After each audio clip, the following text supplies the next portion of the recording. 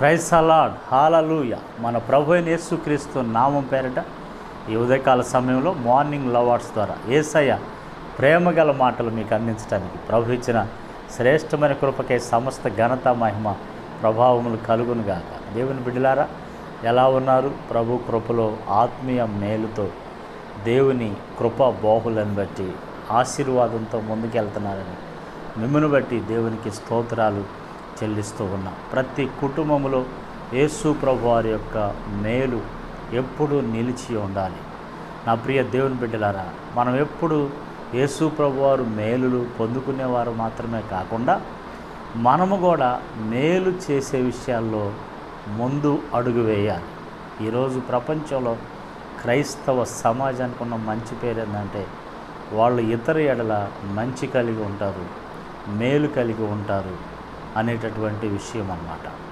గమనించండి, అమెరికా అధ్యక్షుడు Abraham Lincoln, ఆయన అమెరికా అధ్యక్షుడు అయిన తర్వాత ఆయన ఆఫీస్ అంతా కూడా చాలా బిజీగా ఉండేటటువంటి క్రమం.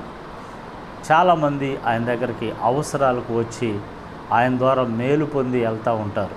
అధ్యక్షుడు కదా, ఆయన దగ్గర నుంచి చాలా మంది మాకు ఇది కావాలి, ఇది చేయండి, ఇది చేయండి, ఇది చేయండి అని చాలామంది వచ్చి ఆయన దగ్గర మేలు పొంది వెళ్తూ ఉంటారు. ఒక రోజున నిండు వృద్ధురాలు ఒక తల్లి వచ్చింది. అందరూ వాళ్ళ అవసరాలన్నీ ఆయన ద్వారా చేయించుకొని మేలు పొంది తిరిగి వెళ్తున్నారు. అయితే ఈ వృద్ధురాలు చూశాడు అబ్రహాం లింకన్. అమ్మా, నీకేం కావాలి అని చెప్పేసి అని అడిగాడు. అయ్యా, నాకేమీ అవసరం లేదయ్యా, నీవు దేవుని ప్రేమతో వచ్చిన వారందరికీ మేలు చేస్తున్నావని, అనేక మందికి సహాయంగా ఉండవాలి, ఒక్కసారి నిన్ను చూసి వెళదామని నేను వచ్చానయ్యా అని అంటే ఆ అబ్రహాం లింకన్కి కళ్ళమిటి నీళ్ళు వచ్చాయి. ఇంకా ఆ తల్లి, అయ్యా నీకు స్వీట్ అంటే ఇష్టమని తెలుసుకున్నానయ్యా, ఇదిగో నీకోసం కొన్ని స్వీట్లు తెచ్చానయ్యా కృతజ్ఞతగా అని చెప్పేసి ఆమె స్వీట్లు తీసి అబ్రహాం లింకన్కి ఇచ్చింది. అబ్రహాం లింకన్ మరీ భావోద్రేకానికి గురై కళ్ళమిటి నీళ్ళు. ఎందుకంటే అందరూ ఎవరి అవసరాలకి వాళ్ళు వస్తున్నారు, కానీ అబ్రహాం లింకన్ ఆయన చేసిన పనిని గుర్తించి వృద్ధురాలు మరి కృతజ్ఞతగా ఆయనకు ఒక స్వీట్ పెట్టి వెళ్దామని, ఆయన చూసి వెళ్దామని ఆయన చెప్పాడు. అమ్మ, అందరూ ఎవరి పనులు వాళ్ళ అవసరాల కోసం నా దగ్గరికి వచ్చారు, కానీ నన్ను గుర్తించావమ్మా నువ్వు, నేను చేసిన పనిని గుర్తించావమ్మా నువ్వు అని ఆమెను హత్తుకోవటం జరిగింది. నా ప్రియ దేవుని బిడ్డలారా, ఆలోచన చేయండి. ఈరోజు మనం కూడా ఇట్లానే మన అక్కర్లో, మన అవసరతలో మనకు అండగా నిలిచినటువంటి వారి విషయంలో మనము మేలు చేసేటటువంటి వారిగా మనం ఉండాలి. ఈరోజు నా ప్రియ దేవుని బిడ్డలారా, నీ ఆత్మీయ నాయకుడు, నీ ఆత్మీయ తండ్రి, నీ చర్చిలో విశ్వాసులు లేదా విశ్వాసులు, పొరుగింటి వాళ్ళు, బయట వాళ్ళు, ఎదురింటి వాళ్ళు, మనకు తెలిసిన వాళ్ళు, తెలియని వాళ్ళు ఏదైనా మనకి మేలు చేసి ఉంటే ఆ మేలును మనం ఎప్పుడు కూడా మర్చిపోకూడదు. చాలాసార్లు కొన్నిసార్లు అంటాం మనం, తల్లిపాలు తాగి తల్లి రొమ్మునే కొట్టినటువంటి వ్యక్తులండి. అంటే కృతజ్ఞత లేని వాళ్ళు, మర్చిపోయేటటువంటి వాళ్ళు, ఇట్లాంటి వాళ్ళు. వాళ్ళకి ఏదన్నా అవసరత ఉంటేనే మనతో ఉంటారు, అవసరత లేకపోతే మనతో ఉండరు. వాళ్ళకి ఏదన్నా అనుదినం వాళ్ళు అనుకున్నాయన్నీ మన ద్వారా తీర్చబడతా ఉంటే ఎంత చెడ్డ వాళ్ళమైనా మంచి చెబుతారు. వాళ్ళ అవసరతలు మనం తీర్చబోతే ఎంత మంచి వాళ్ళైనా చెడ్డ చెబుతారు. కానీ క్రైస్తవ బిడ్డలు అలాగా ఉండకూడదు. నా ప్రియ దేవుని బిడ్డలారా, మనం ఎప్పుడూ మేలు చేసేవారుగా మనం ఉండాలి. అందుకే గలతీయులకు రాసిన పత్రిక 6వ అధ్యాయము 9వ వచనములో, మనము మేలు చేయుట యందు విసుకక యుందుము, మనము అలయక మేలు చేసితిమే అని తగిన కాలమందు పంట కోతుము.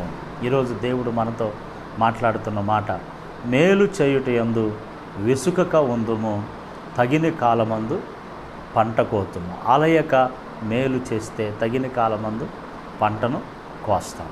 కాబట్టి దేవుడు తప్పకుండా ఆ పంటను కోసే సమయం మనకు వస్తుంది. కాబట్టి మేలు చేసే విషయంలో మీరు మర్చిపోవద్దు.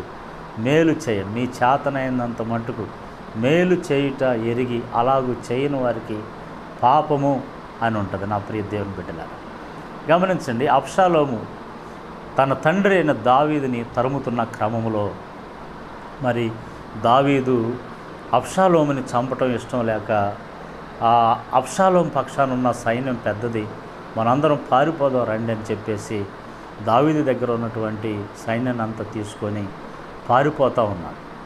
పారిపోయే క్రమంలో ఆ గిత్తీయుడైన ఇత్తయి అనేటటువంటి ఒక పరదేశి దావీదుతో పాటు దావీదు గుంపులోకి వస్తాడు.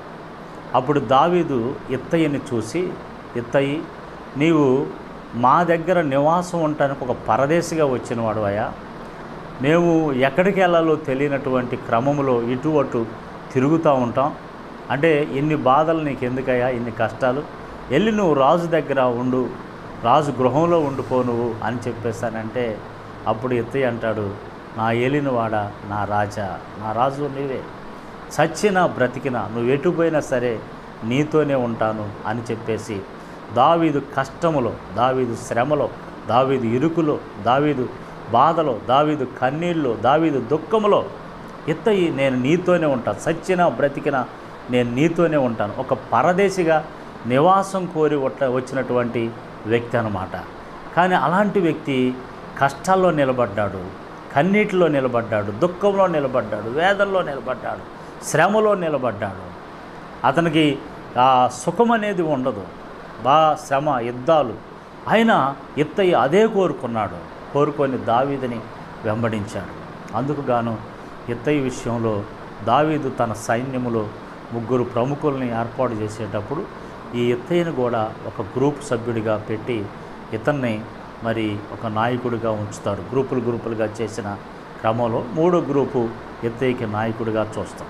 అదే క్రమంలో దావీదు దగ్గర ప్రముఖులు పేరు పొందిన వాళ్ళు ఒక 30 మంది ఉంటే ఆ 30 మందిలో ఈ ఇత్తయి కూడా పేరు పొందిన వ్యక్తిగా దావీదు దగ్గర ఉన్నాడు.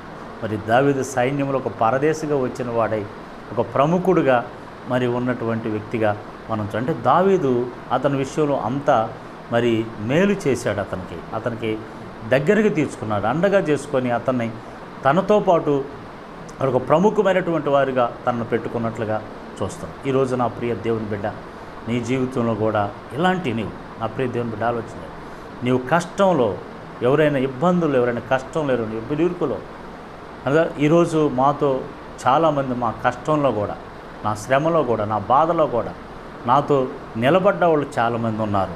వారి విషయంలో ఇత్తయికి మేలు జరిగినట్లుగా దేవుడు వారికి కూడా మేలు జరిగించును గాక. ఆమెన్. చాలామంది అదే క్రమంలో వదిలిపెట్టి వెళ్ళిపోయిన వాళ్ళు ఉన్నారు, విడిచిపెట్టి వెళ్ళిపోయిన వాళ్ళు ఉన్నారు. అయినా నా ప్రియ దేవుని బిడ్డలరా, దావీదు సింహాసనాన్ని వదిలి పారిపోయినా మరలా దేవుడు తీసుకొచ్చి సింహాసనం మీద కూర్చోబెట్టాడు. ఎందుకని? ఇత్తయ్య లాంటి వాళ్ళు దావీదుకి శ్రమలో తోడుండారు కాబట్టి. ఈరోజు నా ప్రియ దేవుని బిడ్డ, నీవు కూడా ఇలాంటి మేలులు అనుభవించబోతున్నావు.